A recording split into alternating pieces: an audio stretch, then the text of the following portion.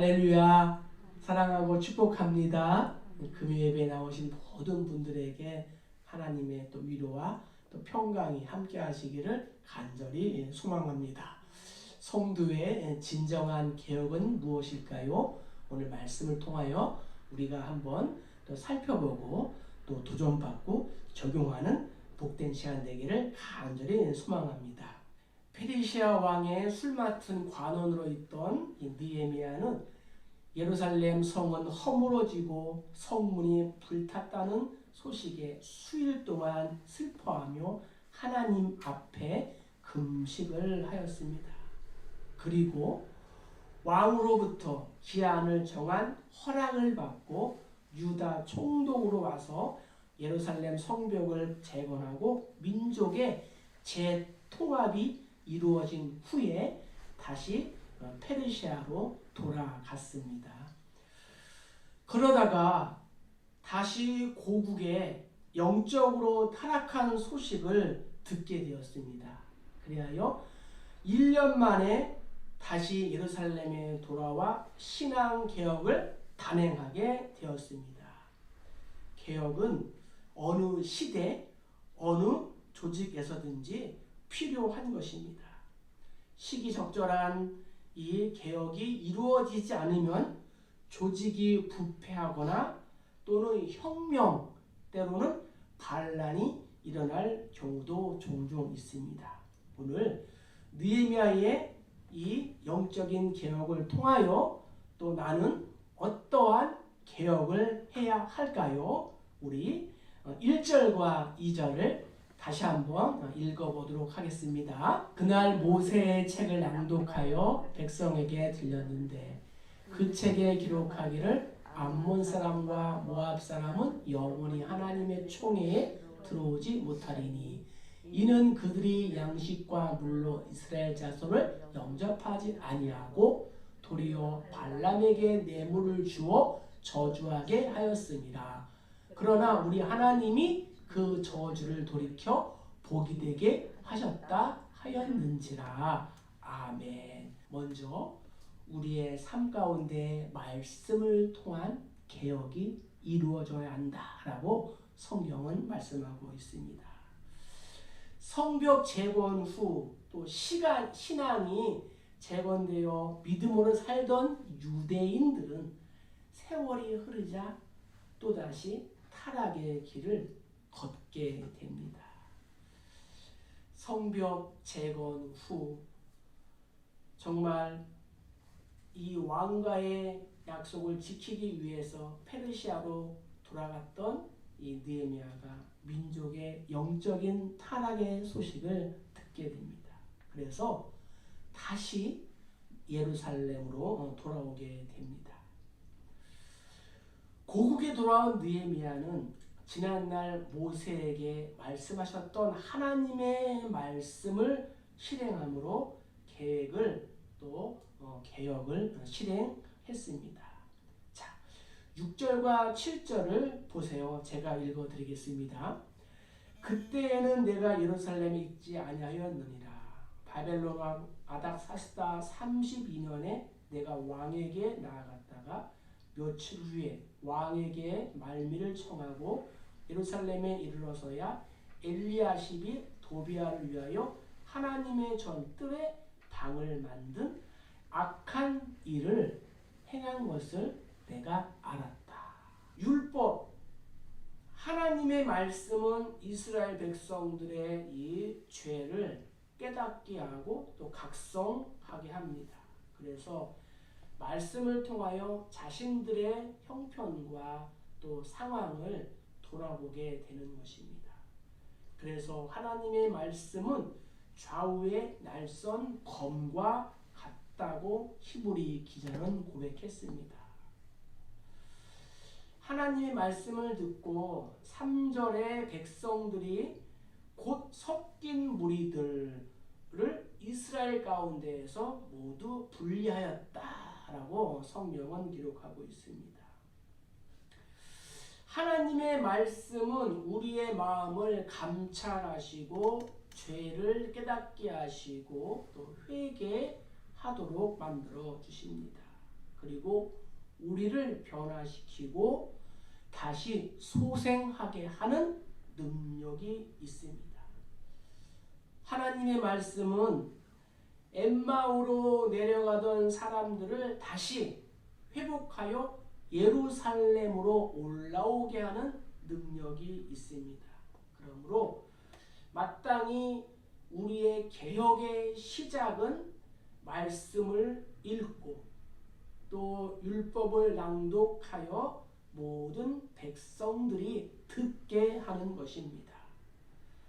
자, 하나님의 말씀을 들은 백성들은 자신들의 허물을 깨닫고 하나님의 말씀을 삶에 적용해서 자신들 가운데에 섞여 있던 무리들을 분리하기 시작했습니다.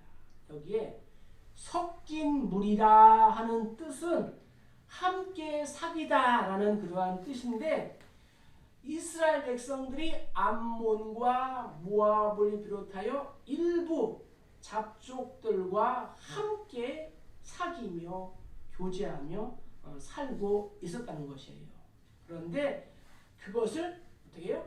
끊어내기로 결단했다는 것입니다. 암몬과 이 모압은 누구예요? 정말 이스라엘이 출애굽할 때 정말 이스라엘의 말을 듣지 않았습니다. 물도 주지 아니하고 또 양식도 주지 아니하고 오히려 이스라엘 백성들이 모압 평지에 이르렀을 때에 모압 왕 발락이 선지자인 발람을 유혹하여 또 뇌물을 주고 이스라엘을 저주하도록 사주한 것이 바로 이 암몬과 모압의 죄였습니다. 이전에 보면은 그들이 양식과 물로 이스라엘 자손을 영접하지 아니하고 도리어 발람에게 뇌물을 주어 저주하게 하였습니다. 라고 성경이 기록하고 있습니다. 느헤미야가 떠난 후에 이들이 예루살렘에 와서 살면서 유대인들을 범죄하게 만든 것입니다. 따라서 느헤미야가 해야 하는 이 개혁 중에 하나가 뭐예요? 이들을 하나님의 거룩한 땅에서 떠나게 하는 것이었습니다. 어떤 사람이 배를 타고 태평양을 건넜습니다. 그 사람은 태평양 바다를 건너는 도중에 폭풍우도 만났고 상어떼도 보았다고 합니다. 그 친구는 자신의 친구들에게 자신이 태평양을 건너면서 겪었던 자신의 경험담을 이야기했습니다. 그렇지만 그러한 경험을 했다고 해서 그 사람이 태평양에 대한 모든 것을 다 아는 것은 아닙니다.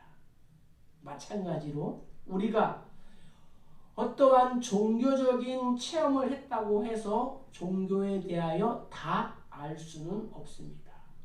그럼에도 불구하고 일부 성도들 중에는 체험만을 중시해서 체험만을 붙들고 있는 사람들이 있습니다. 이들은 신비주의에 빠질 위험을 갖고 있는 사람들입니다. 체험은 하나님이 계신 것을 알게 할 수 있습니다. 그러나 하나님의 성품과 하나님의 참 뜻과 하나님의 구원에 관하여 우리에게 가르쳐 줄 수는 없는 것입니다.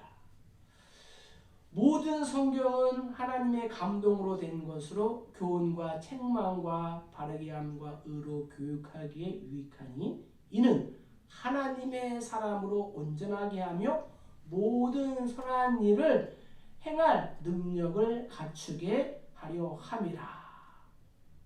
할렐루야.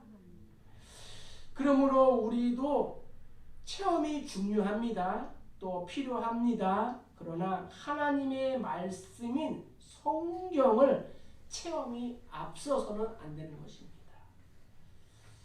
하나님, 나로 하여금 성경에서 벗어난 신비한 것들을 따르지 않도록 도와주시옵소서. 말씀보다 앞장서지 않는 우리 모두 되시기를 주의 이름으로 축복합니다. 우리가 진실로 하나님을 알고 하나님을 만나고자 원한다면 그분의 말씀인 성경을 읽어야 합니다.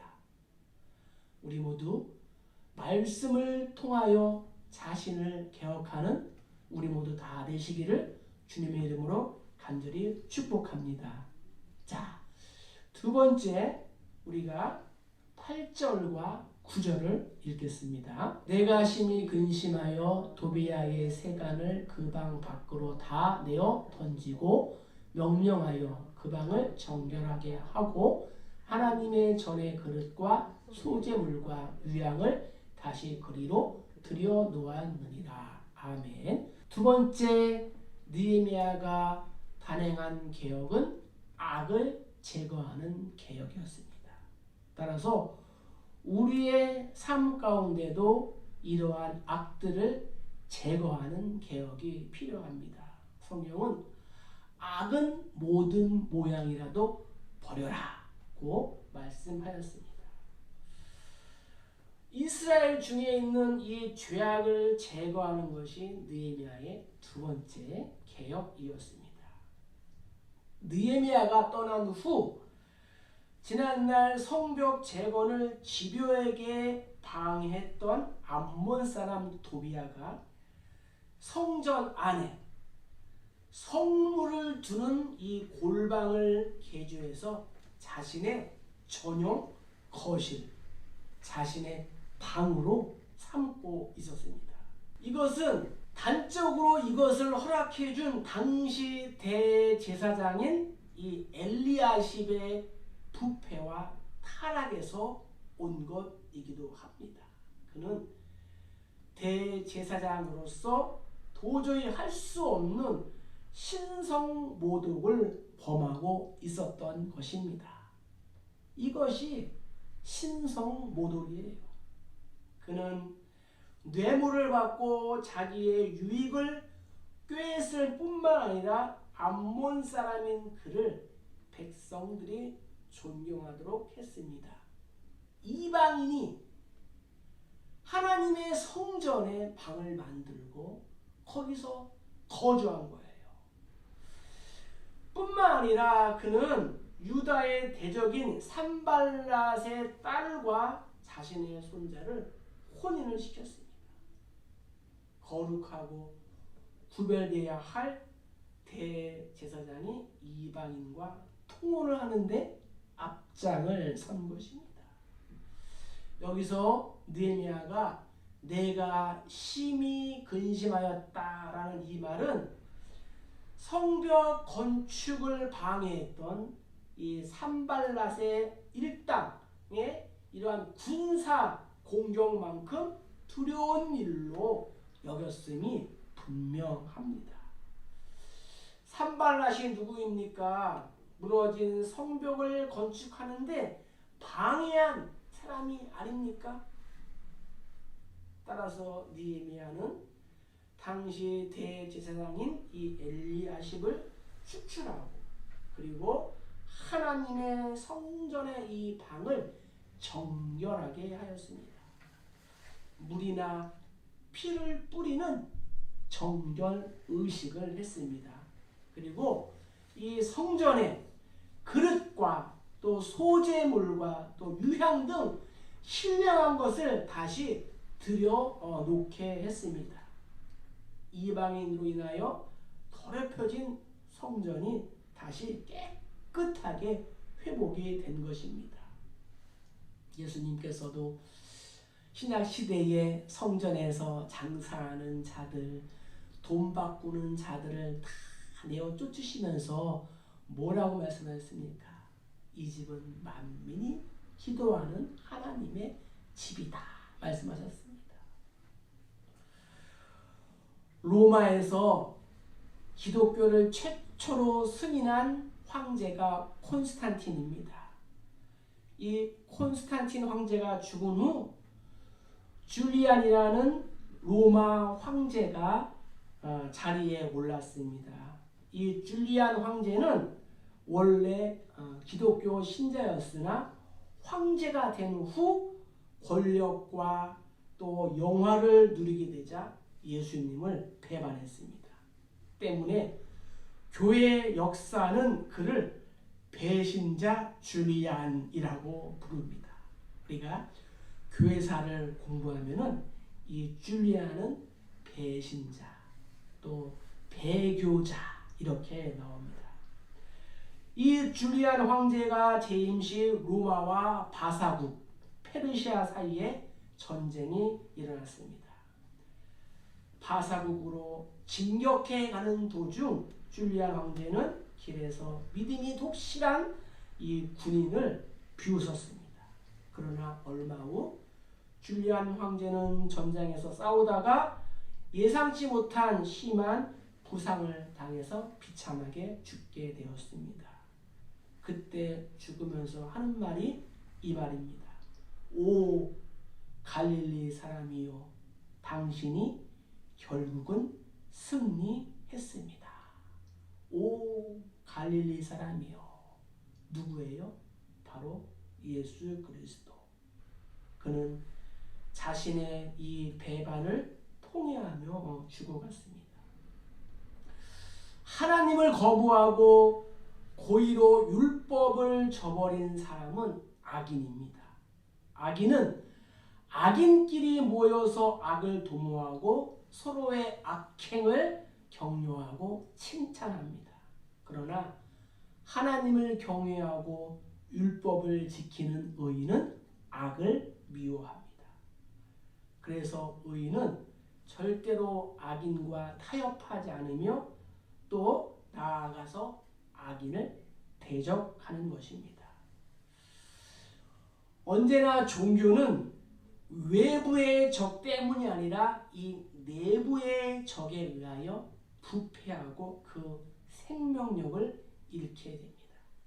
그래서 마음을 지키는 자는 성을 빼앗는 자보다도 낫다고 잠언 기자는 말했습니다. 우리에게 환경보다 상황보다 중요한 것은 내 자신입니다. 우리 자신이 영적으로 건강해야 합니다. 죄로 더럽혀진 마음을 회개를 통하여 죄를 추방하고 예수 그리스도의 피로 우리의 몸과 마음을 정결하게 씻어야 합니다. 그런 다음 하나님의 은혜로 우리의 마음을 가득 채워야 합니다. 바라기는 우리의 삶 가운데 있는 이러한 악들을 제거하는 그러한 개혁을 단행하는 우리 모두 다 되시기를 주님의 이름으로 간절히 축복합니다.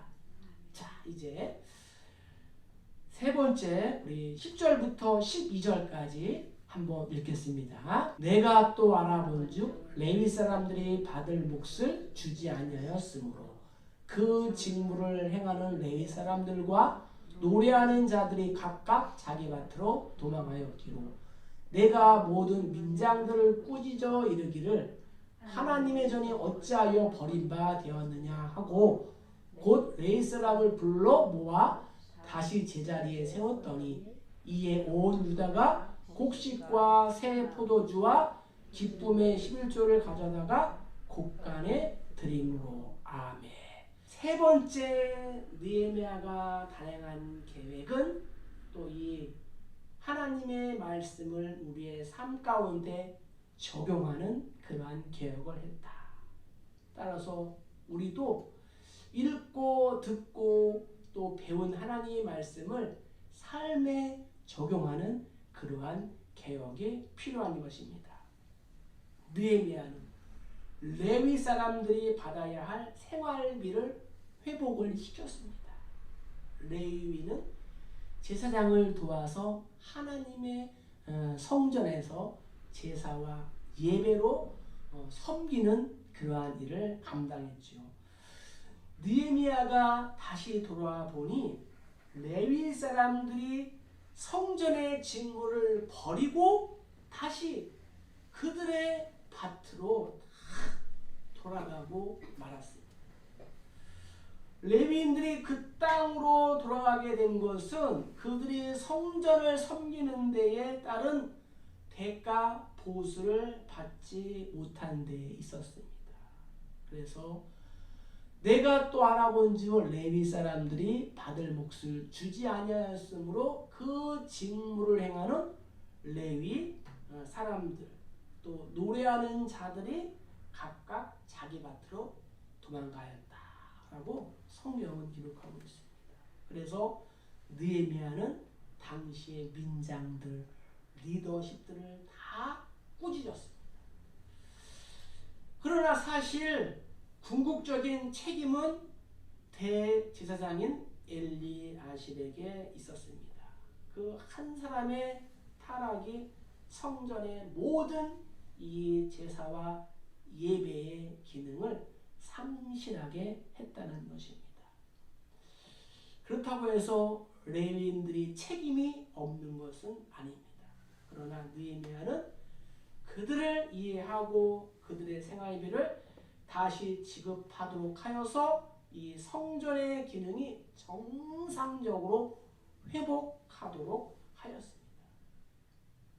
11절에 내가 모든 민장들을 꾸짖어 이르기를 하나님의 전이 어찌하여 버림바 되었느냐 하며 레위 사람들을 다시 불러 모아 제자리를 찾게 했습니다. 그리고 새롭게 성전을 섬길 리더십들을 세웠습니다. 자, 느헤미야는 신앙생활의 의무와 이 제도를 준수하도록 강한 리더십을 발휘했습니다. 이 느헤미야에 의하여 무너진 성전의 직무가 다시 회복이 된 것입니다. 흩어져 있던 레위인들이 다시 성전으로 돌아오고 백성들은 다시 11조를 드리기 시작했습니다. 4세기경에 성 요한 크리소스톰이라는 황금의 입을 가진 그러한 이 교부가 있었습니다. 그는 로마의 시저가 주가 아니고 예수가 주시다, 예수 그리스도가 주다라는 것을 강조했습니다. 그의 주장이 너무도 강력한 나머지 체포당하고 말았습니다. 황제는 이 크리소스톰에게 계속 예수를 주라고 주장하면 너의 집에서 추방해버리겠다라고 했습니다. 그가 말했습니다. 황제시여, 당신은 나를 집에서 추방할 수 없습니다. 왜냐하면 하나님이 지으신 모든 세계가 나의 집이기 때문입니다. 그러자 황제는 화가 나서 말합니다. 내가 갖고 있는 모든 재산과 소유물들을 압수해버리겠다고 협박했습니다. 그러자 크리소스톰은 말합니다. 저의 보안은 하늘에 있습니다. 거기에는 도둑도 없고 좀도 슬지 않습니다. 화가 난 황제는 다시 말합니다. 그렇다면 내가 너를 감옥에 넣어 자유를 빼앗고 일체 친구들과도 만나지 못하도록 하겠다. 크리소스톰은 모든 사람이 떠날지라도 결코 나를 버리지 않겠다고 약속한 진정한 친구가 있습니다. 그분이 바로 예수님이십니다. 마침내 황제가 죽음을 선포했을 때에도 그는 굽히지 않고 말했습니다. 저는 죽음이 조금도 두렵지 않습니다. 왜냐하면 나의 생명이 그리스도 예수 안에 감추어져 있기 때문입니다. 이 말을 듣고 황제는 사형을 언도했고 크리소스톰은 순교를 했습니다. 교회에서 물질 이야기만 하면 긴장하시는 그러한 분들이 있습니다. 칼빈은 말합니다. 우리의 문제는 교회에서 돈에 대해 너무 많이 이야기하는 것에 있는 것이 아니라 돈에 대하여 바르게 이야기하지 않는 것에 있다.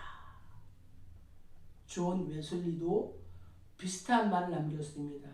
나는 주머니가 회개하지 않는 사람의 회개를 믿을 수 없다. 복음을 듣고서 회개하고 예수님을 영접하여 새 사람이 되었다면 제일 먼저 변화가 있어야 할 삶의 영역 중에 하나가 이 물질의 사용처라고 생각합니다. 경제생활은 우리의 가치관이 민감하게 반영되는 아주 중요한 영역입니다. 더군다나 하나님을 사랑하고 하나님 앞에 정말 나 자신을 드리고 싶다고 할 때에 우리의 헌금 생활 태도도 달라지게 되어 있습니다. 그래서 헌금이라고 말하는 것은 사람이 어느 정도 헌신하는지를 보여주는 상징입니다. 헌금 행위야말로 우리의 헌신 행위의 본질을 명확하게 보여줍니다. 물질의 씀씀이를 알면 그 사람을 알 수가 있는 것입니다. 우리의 물질 쓰임새에 우리의 인생관과 가치관, 세계관을 대변해주는 삶의 영역이라고 말할 수 있습니다. 그래서 참된 헌금 생활은 내 삶의 주인이신 하나님께 대한 나의 응답이고 나의 고백인 것입니다. 살아계신 하나님을 생각하는 이 의식의 결정체가 우리의 헌신이어야 하고 우리의 물질 생활이어야 하는 것입니다. 사랑하는 성도 여러분, 우리의 회복을 위해 또 성장을 위해 필수적인 요소가 바로 개혁입니다. 누구에게나 어느 조직이나 생존을 위한 끊임없는 개혁이 필요하고 또 이 신학자들, 교부들도 개혁된 교회는 계속적으로 개혁해 나가야 한다라고 고백을 했습니다. 오늘 말씀을 우리의 삶 가운데에 이렇게 적용해 보겠습니다. 말씀을 통한 개혁, 이것을 위하여 내가 말씀을 읽고 듣고 지키고 또 적용하는 그러한 생활을 하겠습니다. 두 번째, 악을 제거하는 개혁을 위해서는 내가 빼기와 또 내려놓기를 또 섬기는 것을 습관화하겠습니다. 마지막으로 생활에 적용시키는 개혁을 위해서는 이 개혁을 나의 삶 가운데에 구체적으로 또 실제적으로 개인적으로 적용을 하겠습니다. 개혁이 중단되면 퇴보하거나 사라지거나 성장하지를 못합니다. 느헤미야가 영적으로 타락한 유대를 말씀으로 개혁했습니다. 악을 제거했습니다. 생활의 개혁을 했습니다. 성도인 우리의 삶이 하나님의 또 이 교회가 하나님 앞에서 끊임없이 믿음으로 또 말씀으로 개혁되고 악을 또 제거하고 삶에 또 적용하여 지속적인 성장과 성숙을 이루어가는 우리 모두 다 되시기를 주님의 이름으로 간절히 축복합니다. 축복합니다.